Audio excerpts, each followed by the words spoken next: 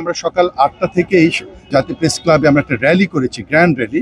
সেই র্যালিতে আপনারা যারা যুক্ত ছিলেন তারা দেখেছেন সেখানে আবহমান বাংলার ঐতিহ্যগুলো, সেখানে চাষির যে তার অবয়ব ড্রেস, তারপরে জেলের সে জাল পাখা যেগুলো আমরা গরমের সময় ব্যবহার করতাম, বিভিন্ন ধরনের গ্রামীণ যেসব মানে উপকরণ সেগুলোকে আমরা প্রদর্শনী করেছি এই র্যালিতে।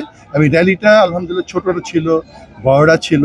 ছোটরা বাহারি ড্রেস পরেছে, তারা গ্রাম বাংলার অনেকে তো সেই একদম গ্রামের সেই ড্রেসগুলো তারা পরে এসছে, অভিভাবকরা সাথে ছিলেন। এরপরে যেটা হলো যে এই র্যালিটা আমরা প্রেস ক্লাব থেকে এসে আমরা যমুনার এই গেট থেকে আমরা যে মানে রমনা পার্কের এই চত্বরটায় আমরা সবাই একত্রিত হয়েছি। এবং এইখানে এসে আমাদের যে শাস্তি পরিবেশনা ইতিমধ্যে একটা বড় অংশ হয়েছে, আর বাকি অংশটা বিরতির পর হবে।